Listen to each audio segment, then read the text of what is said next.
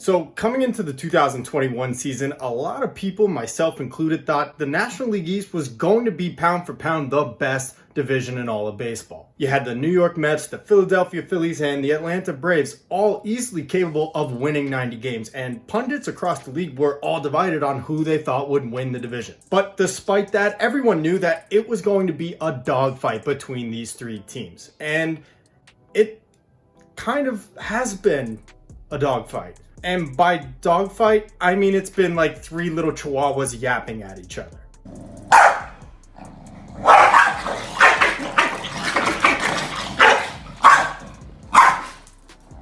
The National League East has been the worst division in all of baseball. And despite that, it's still a really close race and could go to any of those three teams. So today, we're going to run through the rest of each team's schedule, and I'm going to tell you who's going to win the National League East in 2021. I'm Tony Metro. I make videos on baseball. If you guys are MLB fans, you've got to subscribe to my channel and turn channel notifications on so you know when I post a new video. So like I said, all three of these teams had their eye on winning the division this year, and they just can't seem to get out of their own way. First, you have the New York Mets. They came into this year with very high hopes. First year under new owner Steve Cohen, the richest owner in all of baseball, and he put his fingerprints on this team immediately. The Mets acquired Francisco Lindor and Carlos Carrasco in a trade this offseason. They also signed reliever Trevor May, catcher James McCann, and strengthened their bench. But injuries have killed the Mets this year. There was a point in May and June where their entire starting lineup outside of Francisco Lindor was on the injured list. Okay, well, their position players started to get healthy and returned to the lineup. But then their starting pitching began to get hurt. And to put the cherry on top, Jacob deGrom's been injured and hasn't made a start since July 7th. That without even mentioning that Noah Syndergaard had a setback in his rehab and has not made an appearance this year. At the All-Star break, the Mets had a 70% chance of making the playoffs. Those odds have now dropped down to 15%. The Phillies started slow, but started to pick things up a little bit over the last couple of weeks. Led by Zach Wheeler, who's a Cy Young candidate, and Bryce Harper, who's an NL MVP candidate, the Phillies have turned things around and actually held first place for a little while.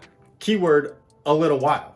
The Phillies are now back in second place, one game behind the Atlanta Braves. They lost 2 out of 3 at home to the Dodgers and then 2 out of 3 to the Reds at home this weekend. As of right now, odds makers have the Phillies at a 39% chance of winning the NL East. And lastly, the Atlanta Braves. All of these teams have faced adversity, and the Atlanta Braves are no different. The Braves lost starting pitcher Mike Soroka for the second consecutive season, watched as Ronald Acuna tore his ACL, he'll miss the rest of this year, and Marcell Ozuna had a run-in with the law, a domestic violence case, and we don't know if we'll end up seeing him again. But somehow the Braves once again find themselves in first place, one game up on the Phillies, and odds makers have them at a 45% chance of winning the National League East. One question I have for you guys, does this incentivize MLB to maybe change the way the playoff format is ordered so that the top records in the league get in and not by division? Let me know what you guys think about that in the comment section below. So let's take a look at the remaining schedule for each of these teams and try to figure out who's going to come out on top in the National League East. The Mets are currently in a 13-game stretch against the Dodgers and the Giants, the first 3 of which they got their kicked this weekend. The Mets have 10 more remaining against those teams, and they also have 3 against the Brewers, 3 against the Yankees, and 3 against the Red Sox in September. Oh, but not to worry, the Mets have 10 games remaining against the last place Marlins. I mean, surely that'll be a great opportunity for them to pick up some ground, right? Right?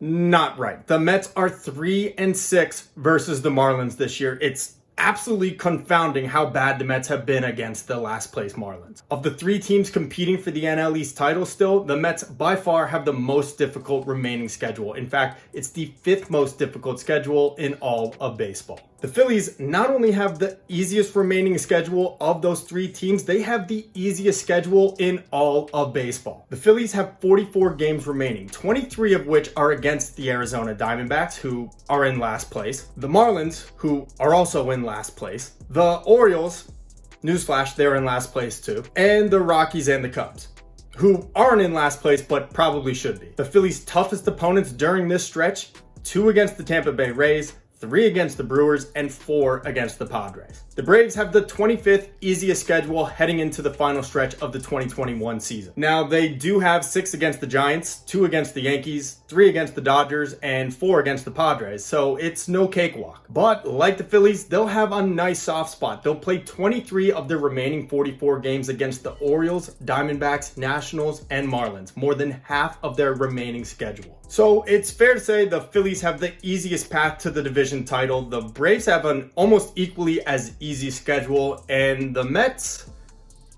are so with 44 to 45 games remaining, I do think it's going to be a dogfight. But if I had to pick one of these teams, I gotta go with the Atlanta Braves. The Mets just don't have the horses to get through this gauntlet of a schedule. They have way too many questions surrounding the team. Can they hit with runners in scoring position? When will Jacob deGrom return? When will Francisco Lindor return? Will Noah Syndergaard make even one appearance this year? And how about Javi Baez? Unfortunately, it pains me to say it because I'm a huge Mets fan, but I think this might be a lost season for the team. The Phillies may have the easiest schedule, but I just don't think they have it in their DNA to win the division. The Braves, even though they're not at full strength, still have a great roster. They also made some very impressive pickups at the trade deadline like Jorge Soler. Austin Riley is absolutely mashing the baseball. 25 home runs on the year. Freddie Freeman is being Freddie Freeman, and the starting pitching, even without Mike Soroka, is doing just enough to keep them afloat. So my final predictions for the National League East, I have the New York Mets coming in 3rd place at 83 and 79. The Philadelphia Phillies will win 85 games, but come in 2nd place.